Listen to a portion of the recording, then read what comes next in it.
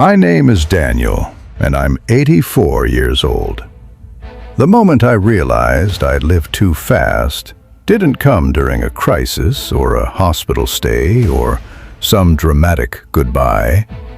It came on an ordinary afternoon, sitting alone in my kitchen, when everything suddenly felt very quiet. I had just finished lunch. Nothing special. Soup and bread. The kind of meal you eat when there's no one to impress and nowhere you need to be. I stood at the sink, washing the bowl, and I remember thinking how steady my hands felt that day. Slower than they used to be, but steady. The sunlight was coming through the window at an angle I'd seen thousands of times before, and for reasons I still can't fully explain, I stopped what I was doing and looked around the room as if I were seeing it for the first time. And that's when it hit me. Not like a punch, more like a weight settling into my chest. I had spent most of my life moving faster than my life itself. I grew up believing speed was a virtue. You worked fast, you decided fast, you moved on fast. That was how you stayed ahead. My father lived that way, and I admired him for it. He was always busy, always focused, always on to the next thing. I learned early that standing still meant falling behind, so I didn't stand still, ever. I left home young, eager to build something of my own. I took the first decent job I could find and told myself I'd slow down later, once things were stable. When I met my wife, I loved her deeply. But even then, part of me was always looking forward instead of being present. There was always a plan, always a goal, always a reason why now wasn't the time to rest. We raised children in the middle of that momentum. I provided for them. I showed up when it mattered most. But I see now how often my mind was somewhere else. I was thinking about work during dinner, about tomorrow during today, about what needed to be fixed instead of what was right in front of me. At the time, it felt responsible, necessary even. Everyone around me was doing the same. We congratulated each other on being busy, on being needed, on having full calendars and tired eyes. I told myself I was building a future. Years passed the way years do, quietly, while you're focused on something else. Promotions came and went, so did disappointments. There were arguments I didn't fully listen to, conversations I meant to finish later, moments I assumed would come back around. They didn't. I remember my children growing, but the memories feel uneven now. Certain milestones are clear, but the in-between moments are blurred, like pages skipped in a book. I was there, but not always present. I was thinking about what came next, convinced that once I reached it, I would finally slow down. But the finish line kept moving. My wife would sometimes ask me to sit with her in the evening. Just sit. No agenda, no problem to solve. I'd say yes, but often my body was there while my thoughts were still racing ahead. I didn't realize how rare and fragile those quiet invitations were. Then one day, she got sick. Not suddenly, slowly. The kind of illness that rearranges your life without announcing itself. I adjusted my schedule, told myself I'd make up for lost time. But even then, part of me believed there would be more time later.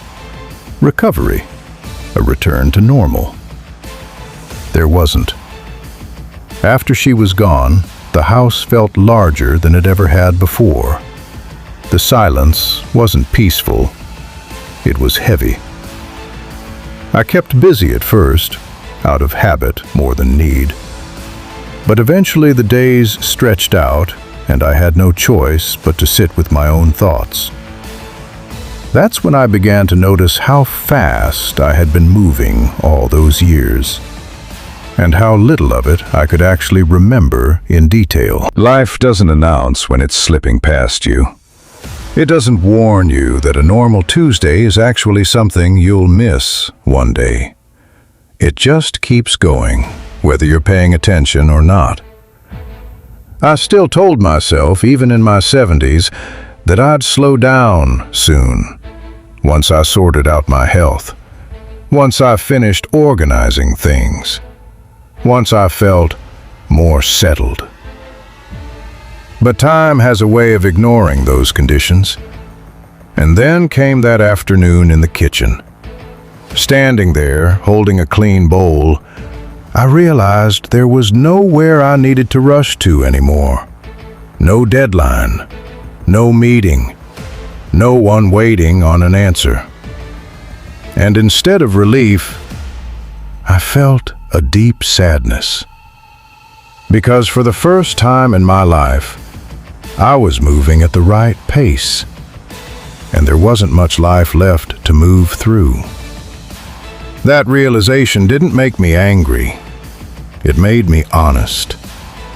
I saw how often I had traded presence for progress, how I measured my days by output instead of meaning, how I believed rest was something you earned at the end, not something you practiced along the way. I thought about all the moments that had asked for my attention gently, and how often I brushed past them. A child wanting to tell a long story, a spouse wanting to sit in silence, a friend calling without a reason. I wasn't cruel, I wasn't careless, I was just in a hurry. And hurry, I've learned, can be just as costly. People talk about regrets as if they come from big mistakes. Sometimes they do.